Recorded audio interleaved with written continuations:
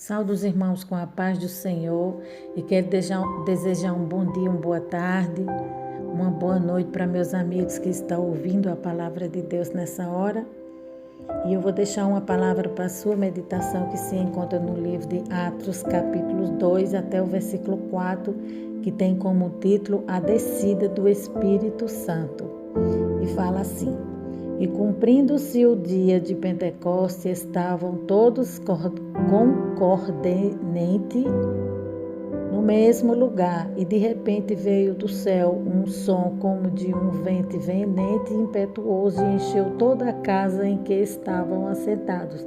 E foram vistos por eles línguas repartidas como que de fogo, as quais pousaram sobre cada um deles, e todos foram cheios do Espírito Santo e começaram a falar noutras línguas, conforme o Espírito Santo lhe concedia que falassem. Amém, amados? E nesta hora nós vamos falar um pouco a respeito do avivamento espiritual que Deus trouxe sobre a Assembleia de Deus, e é baseado nesse avivamento que a Bíblia nos relata no livro de Atos, que Deus trouxe para os apóstolos, discípulos da época, a igreja da época, né, que passou por um avivamento tremendo, que até os dias de hoje esse avivamento está sobre nós, né, um avivamento de fogo que veio através do Espírito Santo de Deus, né, sobre as nossas vidas. Deus, ele trouxe esse avivamento para que a gente pudesse sentir a sua presença e estar de pé. Então, baseado nesse avivamento que está escrito no livro de Atos, eu vou falar um pouco a respeito da origem da Igreja Assembleia de Deus e como tudo aconteceu, né? E aqui vamos falar. E hoje iremos conhecer a origem da Igreja Assembleia de Deus, que atualmente é considerada como a maior denominação pentecostal do mundo, presente em quase 200 países e contando com mais de 69 milhões de membros. Quando que surgiu a Igreja Assembleia de Deus? Como que ela chegou até aqui ao Brasil, e o que nós iremos conhecer no dia de hoje é para nós entendermos então a origem da Igreja Assembleia de Deus. Nós temos que conhecer primeiramente um dos importantes avivamentos cristãos que ocorreu no início do século XX, mais precisamente a partir do dia 9 de abril do ano de 1906, e durante mais aproximadamente ali por volta de 1915, que foi o avivamento da rua em Los Angeles, Califórnia, nos Estados Unidos. Este avivamento foi liderado por William Seymour. Ele não tinha ideia que a principal evidência que a pessoa teria recebido o Espírito Santo após o seu batismo seria a manifestação do dom de línguas estranhas, porque é uma ideia herdada de Johnson Fox Pion, que foi um pregador bastante influente no final do século XIX e início do século XX, devido especialmente a essa sua ideia associada a falar em línguas. Glória a Deus, que Deus capacitou homens para nos orientar e nos ajudar a conhecê-lo melhor, né? A falar línguas estranhas, com o batismo no Espírito e no grupo de Seymour, após alguns dias em que eles estavam já imensas em oração, né? Mergulhados em oração e jejum, a manifestação de línguas ocorreu pela primeira vez no dia 9 de abril em 1906, quando um membro chamado Eduardo Enem, sendo que esse acontecimento de Eduardo Enem foi o que deu início para que muitos outros membros nas semanas seguintes, e com as reuniões que Seymour realizava e seus sermões também realizados em Atos do capítulo 2, começasse a manifestar línguas estranhas e adorações bastante exaltado e que lembram-me e muito a comunidade apostólica descrita ali em Atos. E tudo isto acabou chamando bastante a atenção de pessoa no caos e rapidamente ampliou em muitas as pessoas que assistiam às reuniões de Seymour e nos dias e os seguidores, né, que ele está falando aqui, e os seguidores aceitavam convicto da nova doutrina, assim como também de pessoas simplesmente curiosas que queriam ver e que estavam acontecendo ali. Né? Então Deus começou a trabalhar de uma forma poderosa, né? O avivamento começou lá nos Estados Unidos, depois chegou aqui ao Brasil. As pessoas não entendiam, ficavam curiosas e queriam ver o que estava acontecendo ali. Tinha pessoas que iam só por curiosidade e acabavam sendo envolvidos por aquele poder e também aceitavam a Jesus. Estavam acontecendo ali. E por quê? É porque de tanto barulho e clamores em suas reuniões, e o interessante é que esta aglomeração chegou rapidamente a se tornar grande, que certo dia até mesmo a varanda da casa em que eles estavam reunidos acabou desabando, como nós podemos observar até mesmo na descrição dos residentes locais da época. Vamos ver o que encontramos ali.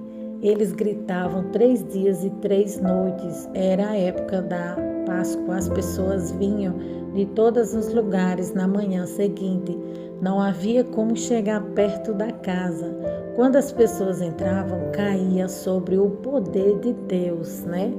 Então era tanto poder que ele está falando que tinha naquele lugar, que as pessoas que estavam ali não tinham como não sentir a presença de Deus. Era muito forte, né? O poder de Deus, e toda a cidade foi agitada. Eles agitavam até a fundação da casa ceder, mas ninguém ficou ferido. Com isto, após este incidente, também há o grande número de pessoas que se aglomeravam a cada vez mais no grupo de Seymour, eles resolveram alugar um prédio para ele ali nas suas reuniões, prédio esse que estava disponível na rua Azusa, número 312, no centro de Los Angeles. E foi a partir deste indício ao qual as pessoas se reuniam falando em línguas, gritando e cantando.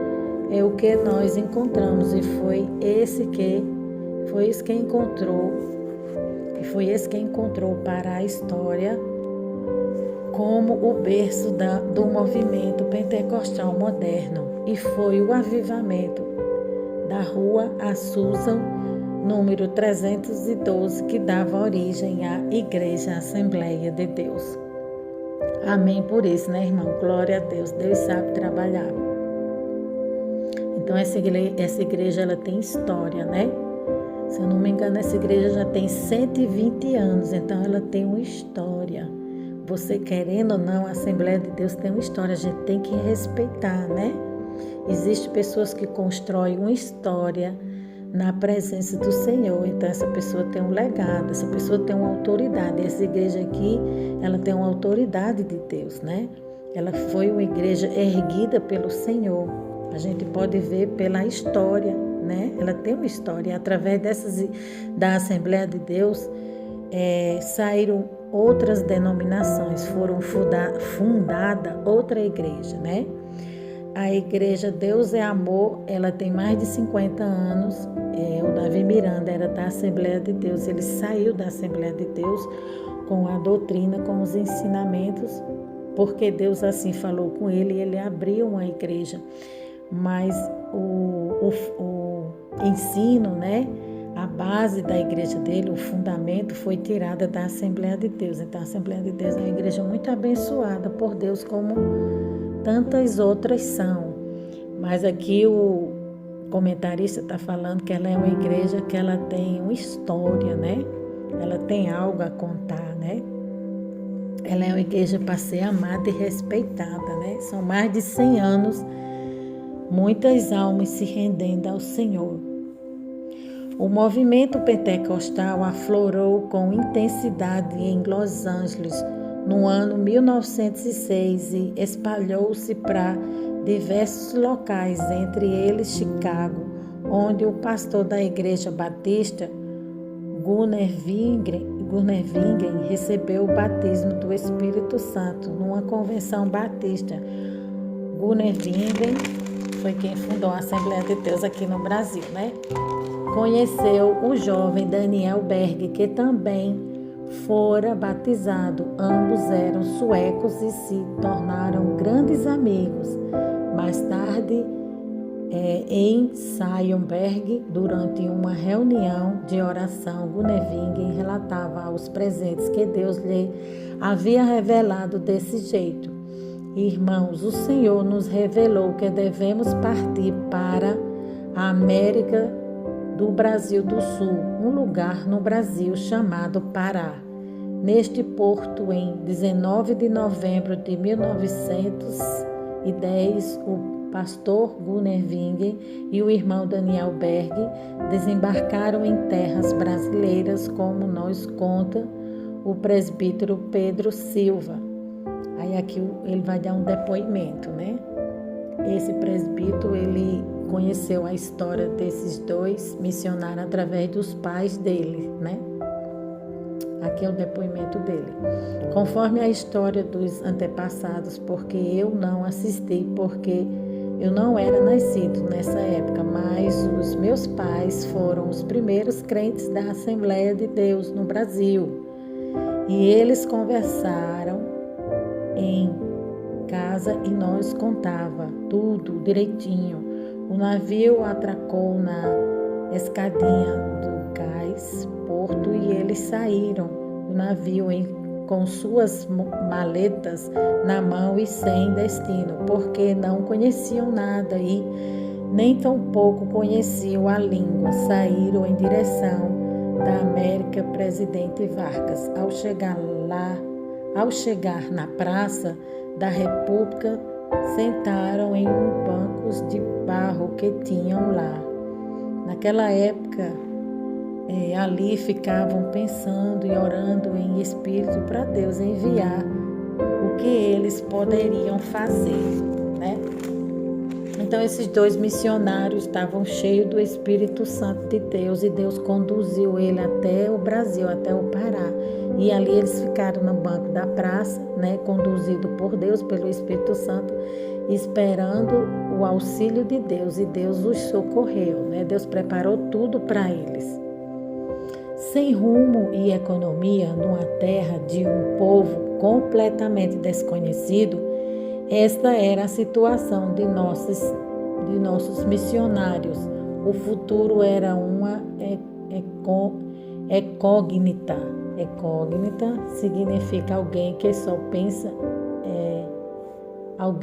pensa em si mesmo.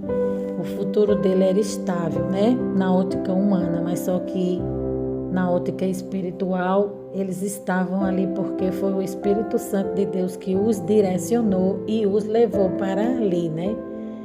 Que eu creio que cada um de nós, né? Deus tem um projeto em nossas vidas, em cada uma das nossas vidas Deus tem um projeto. Mas muitas das vezes Deus quer falar conosco sobre esses projetos, Deus quer apresentar esses projetos para a nossa vida e a gente bota barreiras e dificuldade, né? E a gente vê que esses homens não botaram barreira, não botaram dificuldade. Colocaram a mão no arado, por mais difícil que fosse nessa época, e fizeram a vontade do Senhor. A única coisa do que tinham certeza é que o Espírito Santo de Deus estava com eles. Ele leu o jornal e lá descobriu sobre a Igreja Batista, que dizia assim. O relato deste jornal é o irmão Justus Nelson, um pastor metodista que conheceu na América do Norte. Ele falou a Daniel, seu amigo. Amanhã iremos procurá-lo. Certamente nos dará as orientações que precisamos no Brasil. Então, eles conheciam esse pastor, né? Procurou esse pastor e esse pastor lhe levou à Igreja Batista. Ele era da Igreja Batista, né? E o Espírito Santo começou um avivamento lá na Rua Azusa, nos Estados Unidos. Começou lá esse avivamento e eles trouxeram aqui para o Brasil. E o pessoal não entendeu, não aceitavam, né? Mas só que o avivamento era bíblico, né? Era e é bíblico. E eles mesmo assim continuaram fazendo a obra de Deus, aquilo que o Espírito Santo o conduzia. O pastor metodista Justo Nelson e esposa Fônie Nelson o recebeu muito bem, disse-lhe sobre a Igreja Batista de Belém e prometeu levá-los até lá. Na pequena Igreja Batista, os missionários conheceram o irmão Raimundo Nobre, líder do trabalho batista no Pará, que ofereceu-lhe abrigo nas dependências da igreja. Mais tarde, os missionários foram apresentados ao irmão Adriano Nobre, membro da Igreja Metodista e primo do Raimundo Nobre. A convite do irmão Adriano Nobre, Berg e Vingen navegaram pelo rio Tajaburu até chegarem ao local chamado Contuipuxuna, onde ficava a casa do irmão Adriano ali. Então eles começaram a estudar a língua, a estudar a cultura, o país, né, para começar a iniciar a obra de Deus. Missão é isso, a gente vai para o lugar e a gente estuda o mapa, a gente estuda a moeda, a língua, a origem. Foi isso que esses missionários fizeram. Quando eles vieram aqui para o Brasil, eles foram acolhidos pela Igreja Batista, que era a igreja deles, a igreja mãe deles lá nos Estados Unidos. E aqui eles iniciaram a obra que Deus tinha para eles aqui no Brasil, estudando a língua, estudando o povo, como eles podiam se adaptar aqui neste lugar. Permaneceram por um tempo aprendendo a língua e os costumes do país em que passariam um bom tempo de suas vidas. De volta à Igreja Batista, não cessavam de orar dia e noite, avivados pelo Espírito Santo. Este causou inquietação em alguns membros que o censuravam e o chamavam de fanáticos. Mesmo assim, os dois missionários não se abalaram e continuaram orando e testificando sobre o batismo no Espírito Santo. Em 2 de julho de 1911, o Senhor batizou a primeira brasileira a crer nas promessas de Atos 2. A irmã Celina Albuquerque estava orando em sua casa quando começou a falar em línguas estranhas pelo poder do Espírito, do Espírito Santo. O fato gerou uma grave polêmica na igreja. A maioria creu na doutrina do batismo no Espírito Santo. Entretanto, outros membros liderados pelo irmão Raimundo Nobre rechaçaram. A palavra rechaçaram significa forçar a retirada. Rechaçaram, expulsaram ele por não entender o plano que Deus tinha na vida dele, por não entender o poder de Deus, o avivamento, né? Então, aquilo que a gente não entende, a gente fica quieta, a gente respeita, né? É isso que Deus quer nos ensinar. Esses irmãos eram os irmãos que estavam vivendo de forma que Deus queria trazer um avivamento. Eles estavam vivendo de forma fria, era um crente frio, crente morno, e aquele avivamento ia trazer algo sobre a vida deles que ia deixar eles cheios do poder de Deus, e eles não entendiam. Então eles expulsaram os missionários. Mesmo assim, os missionários continuaram fazendo a obra de Deus naquele lugar, no Brasil.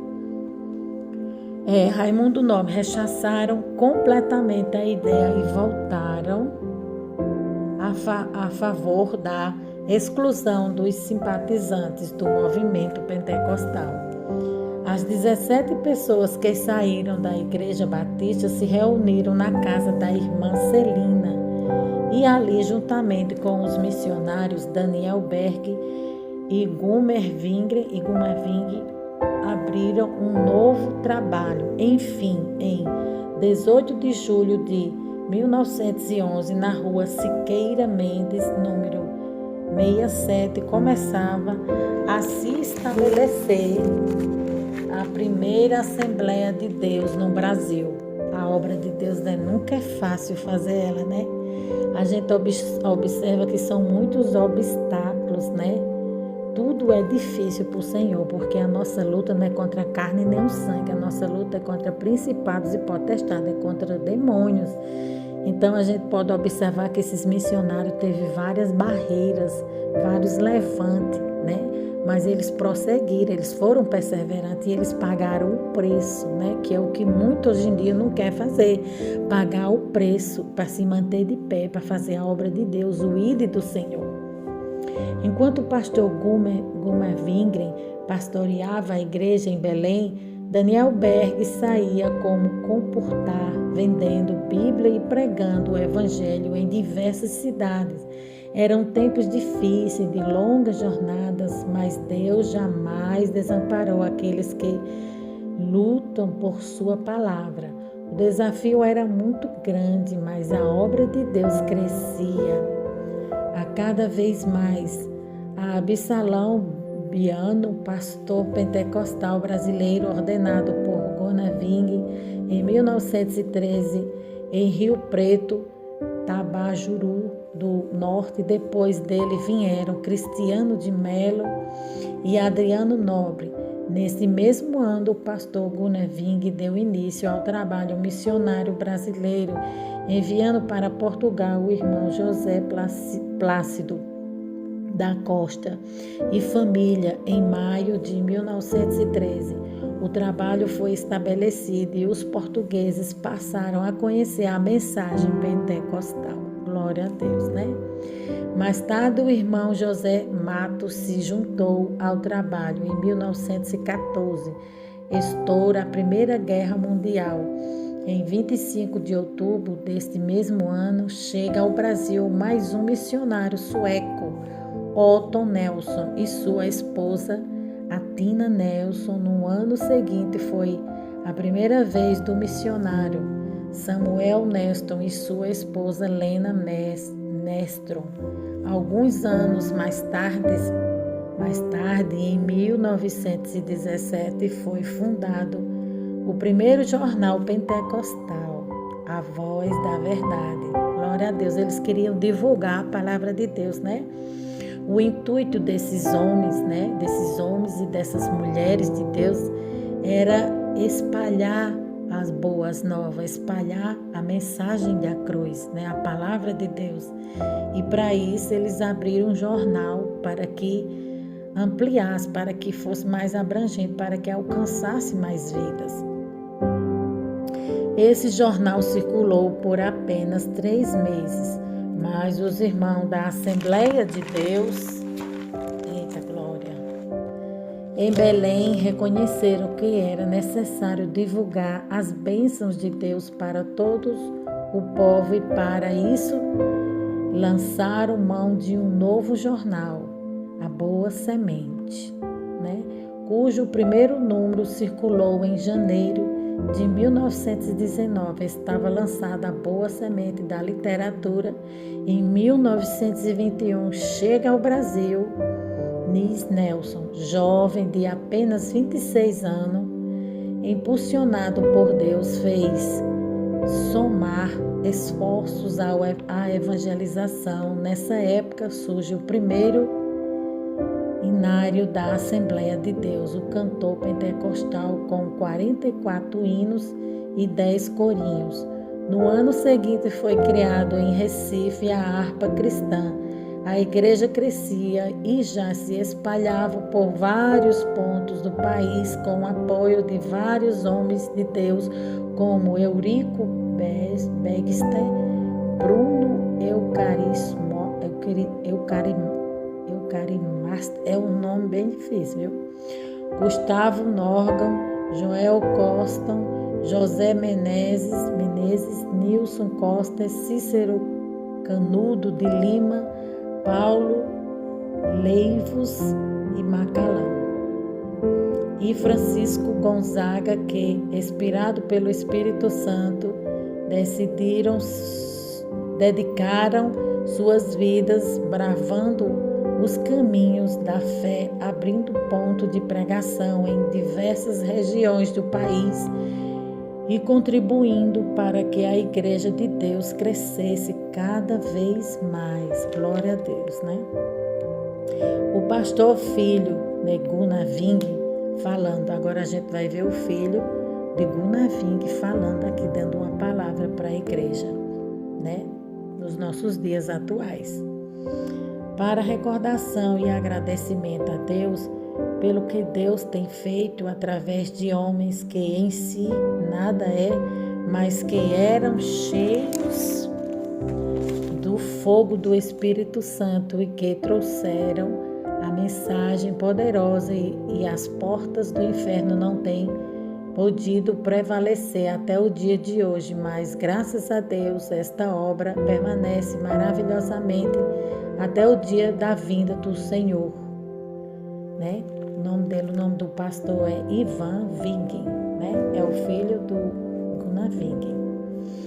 Era preciso ampliar o trabalho de evangelização por meio da palavra impressa. Para isso, em 1923, o irmão Samuel Mistra se empenhou a adquirir máquinas para impressão do jornal Boa Semente, folhetos e livros, reconhecendo o valor da literatura cristã. O pastor Gunaving e seus auxiliares resolveram fundar um jornal evangélico na capital federal, o qual denominaram Som Alegre, em 1930. Foi realizado em Natal, Rio Grande do Norte, a primeira Convenção Geral das Assembleias de Deus. Com pesar, a igreja se despediu do pastor José Felinto, recolhido, né? Desculpa, eu errei aqui, recolhida à glória. Durante a convenção, na mesma Assembleia, foi decidido que os trabalhos do Brasil passariam a ser dirigidos por obreiros nacionais com o apoio dos missionários. Também foi decidido que os jornais Boa Semente e o Som Alegre se uniriam em um só, formando um novo jornal que se tornou órgão oficial. É bom a gente conhecer a história da nossa igreja, né, amados? Órgão oficial das Assembleias de Deus do Brasil.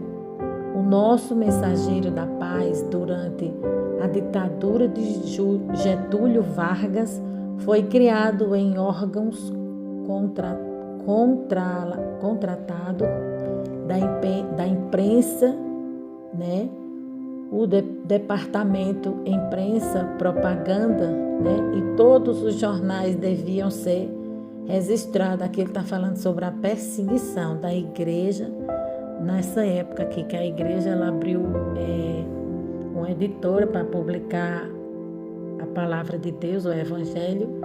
Aí os políticos da época, né, da ditadura, começou a perseguir a igreja. A igreja teve que oficializar, comprar um jornal, publicar o jornal por conta própria, né? Teve que comprar uma editora e se tornar dono e legalizar e fazer tudo como o governo da época mandou. E todos os jornais deviam ser registrados. O governo exigia que somente entidades jurídicas ou pessoas físicas com os devidos títulos de propriedade podiam publicar a jornais. Foi então que, para entender a imposição do governo, foi criado em março de 1940 a Casa Publicadora das Assembleias de Deus. Na verdade, a CPAD era formada por a redação do Mensageiro da Paz e teve vários endereços. Inicial na Rua Figueiredo de Melo, número 232, ao lado da igreja. Depois passou para a Praça Marechal Deodoro, no número 338, atual campo de São Cristóvão, em 1946, a CPAD passou a ser propriedade da Convenção Geral. Nessa época, deu-se início a uma campanha para aquisição de uma propriedade onde funcionaria a gráfica do Mensageiro da Paz, que até então era editada em gráficas particular.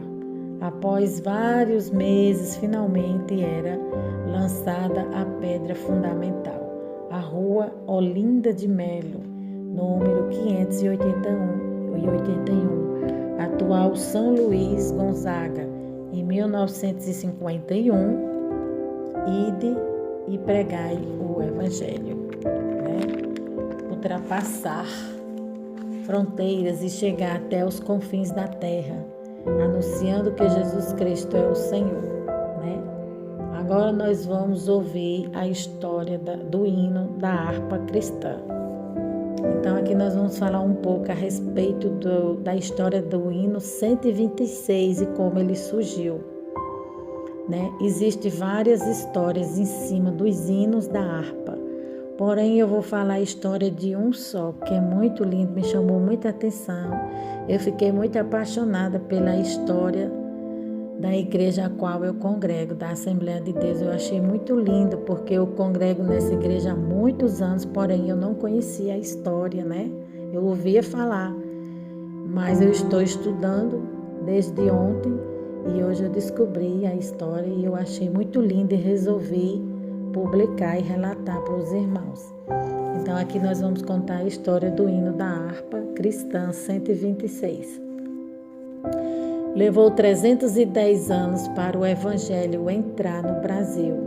Não deixaram aqui na Baía da Guanabara, né, 3 pastores, Gião, Mateu e Pierre, foram afogados quando vieram evangelizar no Brasil, em 1555. Talvez a história do nosso país fosse outra se o Evangelho tivesse entrado aqui. Naquela época, nós expulsaram os missionários e mataram esses 3 pastores. E durante 310 anos ninguém conseguia furar o bloqueio. A religião oficial era católica. Preste atenção no que eu estou dizendo. Os que não eram católicos, judeus ou protestantes que vinham morar aqui não podiam casar, não havia cartório para casamento civil, só era válido o casamento feito lá no altar da idolatria. Então os evangélicos quase não existiam e os poucos que tinham não podiam casar, nem registrar os seus filhos, nem sepultar os seus filhos. O missionário Gunnar Wing, que pregou o evangelho pentecostal e fundou as Assembleias de Deus no Brasil, né? Sua filha Egover morreu, né? Uma das suas filhas morreu quando ele estava evangelizando no estado de Alagoas e foi proibido sepultar a criança na cidade de Maceió porque era considerado pagã. E eles não admitiam, né? Então, o missionário passou por essa luta, né? Eles não admitiam que protestantes sepultassem as crianças junto com as crianças que não eram pagãs. Na ótica deles, então, Gunnar Wing pegou a sua filhinha nos braços e foi sepultá-la longe do cemitério, no interior de Alagoas. E aí aconteceu um fato. Quando ele vinha voltando desanimado e triste e o seu coração ferido, ele disse: Deus, eu deixei minha pátria, deixei os Estados Unidos, um país rico e promissor. Vim para o Brasil, aqui estou dando a minha vida e agora, Senhor, nem o corpinho da filha nem o corpinho da filha que tu levaste para glória, esse povo não deixou eu sepultar. No lugar digno, Senhor, eu vou embora. Minha cota, meu trabalho no Brasil já terminou. E aí Deus usou a irmã Frida Nigen, que é uma das grandes autoras da harpa, ao lado do pastor Paulo Leiva Magalhães. Me parece que ela é a segunda e o primeiro é o pastor Paulo Magalhães. Ela é a segunda autora com maior destaque na harpa cristã. Ele está falando aqui que a irmã Frida Nigen, né, ela escreveu vários hinos da harpa cristã. E a irmã Frida Nigen, todo hino que tem um F e um V no final é de autoria dela, né? Quando chegou em casa, aquele homem de Deus trancou-se num quarto abatido, machucado, ferido, não só pela dor da sua filhinha, mas também pela ingratidão que os brasileiros estavam fazendo com aquele homem que atravessou nações para vir falar do amor de Deus aqui. E a irmã Frida Nigen começou a cantar o hino que hoje nós estamos sempre cantando em nossas igrejas.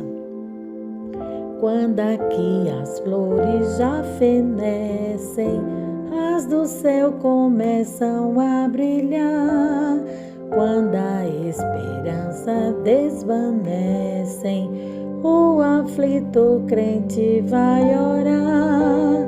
Os mais belos hinos e poesias foram escritos em tribulação, e do céu as lindas melodias se ouviram na escuridão. Se confia tu inteiramente na imensa graça do Senhor. Então, irmão, esse é o hino que Deus passou para o missionário, né?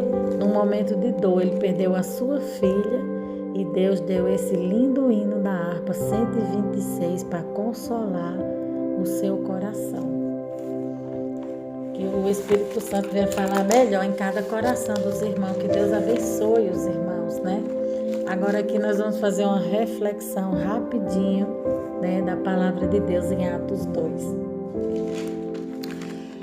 No capítulo 1, Jesus vai falar com os discípulos, né, no Monte das Oliveiras, de onde ele subiu e para onde eles vão descer. Quando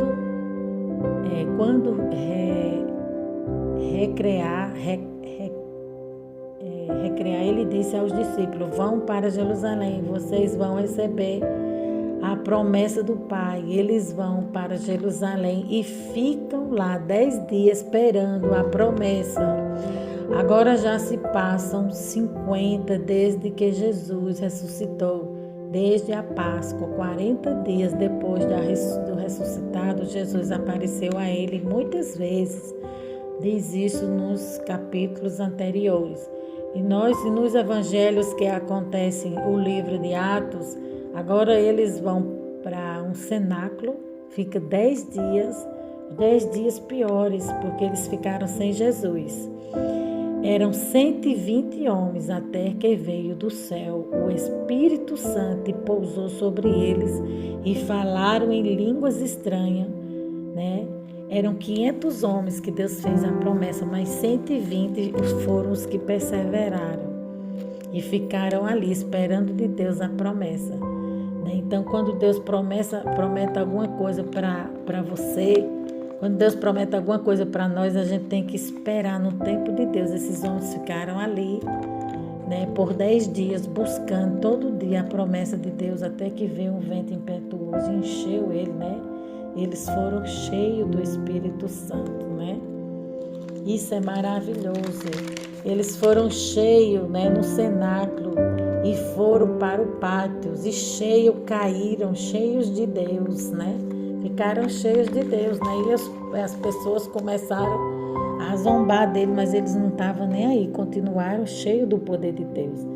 Aí aqui fala, e cumpriu-se o dia de Pentecostes, era uma promessa que Deus tinha para o seu povo, né?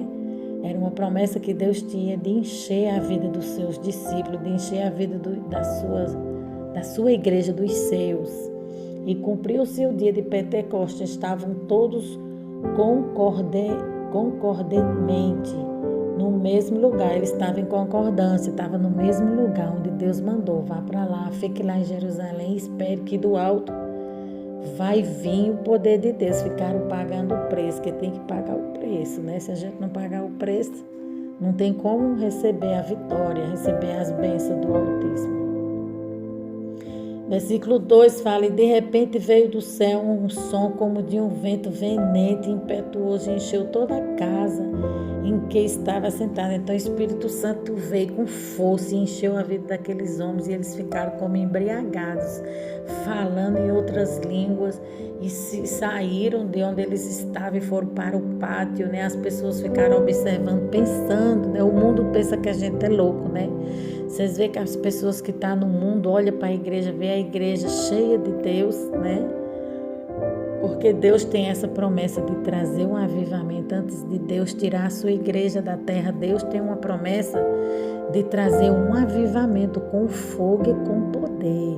Encher. Deus não quer igreja fria nem igreja morna, porque Deus vomita a igreja morna, e a igreja fria Deus não aceita. Deus quer uma igreja cheia do seu poder, e para isso a gente precisa receber do alto, né? E foi o que eles receberam, o poder de Deus, que é uma vestimenta espiritual, né? Uma proteção divina. Versículo 3 fala, e foram vistos por ele línguas repartidas como os que de fogo, as quais pousaram sobre cada um deles. Então Deus derramou sobre a vida de cada um deles o poder do Altíssimo, né? O poder de Deus, porque para vencer o mundo, para vencer o inimigo, para vencer a Satanás, a gente tem que estar cheio do Espírito Santo de Deus. Não tem como você estar cheio do Espírito Santo de Deus, não tem como você ser uma pessoa cheia do Espírito Santo e dizer que não consegue vencer. Vence sim, rompe sim, você vai conseguir chegar lá, né? Mas para isso você tem que ter uma busca. Eles ficaram 10 dias ansiosos, buscando, perseverando, pagando o preço, clamando, né? Insistentemente, insistindo, batendo na porta do céu. Senhor, manda a promessa. Tu tem uma promessa de avivamento sobre as nossas vidas, então a gente está esperando. E os discípulos receberam, e hoje em dia não é diferente. Como Deus derramou na vida de Daniel, né? Daniel e do outro discípulo, né? E da Frida Wiggen, né?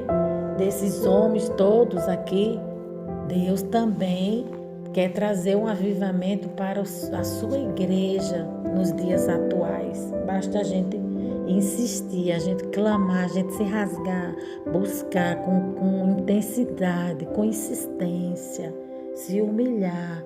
Davi, ele se rasgou diante da presença do Senhor e pediu perdão, até que Deus restaurou as suas forças novamente. E versículo 4 fala, e todos foram cheios do Espírito Santo e começaram a falar noutras línguas, conforme o Espírito Santo lhe concedia que falasse. Então Deus os capacitou, né? É um revestimento, né? Depois que eles foram cheios, pregaram, né? E Pedro ganhou quase 3.000 almas para Jesus. Então, depois que eles receberam esse revestimento do alto, de poder, eles foram pregar a palavra de Deus. E a Bíblia diz que Pedro, cheio do Espírito Santo de Deus, quando ele abriu a boca que foi pregar, ele ganhou quase 3.000 almas para Jesus. Então, um homem só pode incendiar o Brasil, assim como esses 2 missionários. Eles eram 2 suecos, né? 2 americanos que vieram de fora incendiar o Brasil, né? Não é diferente com nós hoje em dia. Se você tem um desejo no teu coração que o Espírito Santo de Deus tome a tua vida, te impulsione impulsione a levar uma geração, a conduzir uma geração para os pés do Senhor. Comece a pedir intensamente, insista com Deus, né? Eu falo para o Senhor me usa para fazer a diferença no Brasil, nessa nação. Eu quero influenciar e não ser influenciada, mas nós estamos aqui na terra para influenciar com o reino de Deus, com a palavra de Deus, trazer a boas novas aos cativos, aos que estão em prisões, né? A palavra de Deus, ela quebra todo o jugo, ela despedaça todo o arco, quebra toda a lança, todo o mal que está na vida do homem, todo homem que está cativo, a palavra de Deus, ela liberta o homem. Então, é por isso que a gente tem que fazer a diferença onde a gente colocar a planta dos nossos pés. E aqui eu vou fazer um resumo de tudo que a gente leu. Quantos autores da harpa cristã, né? Quantos autores da harpa cristã, né, escreveram a harpa, né? São mais de 150 pessoas, incluindo homens e mulheres, que escreveram os hinos, o inário da harpa cristã. Gunnar Wing, ele era sueco, né? Eles eram suecos. A palavra CPAD, o que significa CPAD, que nós fizemos na leitura, né? Está incluso na leitura que nós fizemos na introdução. CPAD significa Casa Publicadora das Assembleias de Deus. É uma editora cristã, né? Evangélica brasileira.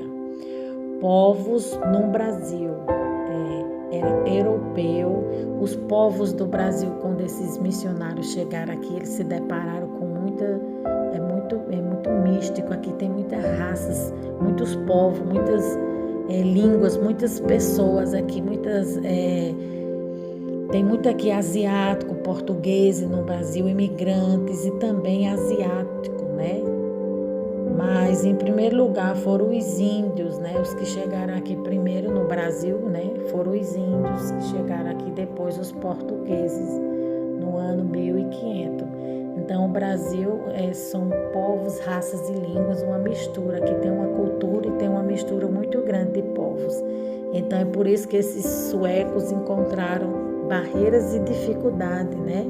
Teve um distanciamento muito grande, né, entre a realidade e o que ele vivia, aquilo que Deus tinha preparado para o povo, né, e o povo não conseguia entender por causa das barreiras, da cultura.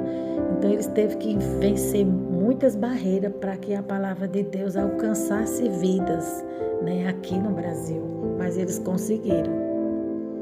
A palavra Pentecoste significa semanas, era uma festa, uma celebração de agradecimento a Deus pela colheita realizada, né, pelos judeus 50 dias após a Páscoa. O nome venente, que a palavra de Deus aqui fala no livro de Atos, venente significa que possui uma força intensa, né? Foi o que o Espírito Santo impactou, né? Deus, quando ele vem trazendo vida, ele vem impactando vida, né? O poder de Deus, ele transforma, ele traz o homem para perto de Deus, ele tira o homem das trevas e leva para a luz. O poder de Deus é algo poderoso, é algo formoso, é algo maravilhoso. A palavra impetuoso significa rapidez, violência, ousado, intenso, arrebatado. Foi o que o Espírito Santo fez, né? Naquele momento, foi o mover de Deus, foi muita rapidez, com muita violência, tomou todo aquele homem, encheu toda a casa, né? O Espírito Santo de Deus quer encher a tua vida, meu amado. O Espírito Santo de Deus quer encher a vida do povo, do Brasil, quer encher a tua família do seu poder, basta você crer. Amém, amados? Vamos orar nessa hora. Meu Deus e meu Pai, em nome de Jesus, eu te peço que essa palavra venha transformar a vida, venha impactar vidas, venha abrir o entendimento, Espírito Santo, que a tua palavra vai, produza vida e vida em abundância, porque eu sou só um vaso de barro nas tuas mãos, que o Senhor conduz, que o Senhor venha conduzir com sabedoria e entendimento, Pai, vai trabalhando na vida de homens, de mulheres nessa hora que está em prisões, Pai. Pai, da sabedoria, da ousadia, da força, da graça, da ânimo. Levanta o teu povo com avivamento, com fogo, com poder, para vencer o inimigo, as obras do diabo, da autoridade da tua igreja, Senhor. Em nome de Jesus, para desfazer todo o mal, enche a nossa vida com o teu poder, enche a nossa vida com o Espírito Santo de Deus, nos dá ousadia e intrepidez para fazer a tua vontade aqui na terra, Senhor. Dirija a nossa vida, dirija os nossos passos. Confirma, meu Deus, nessa hora a bênção e a vitória, o que eu te peço e te agradeço em cada vida. Amém.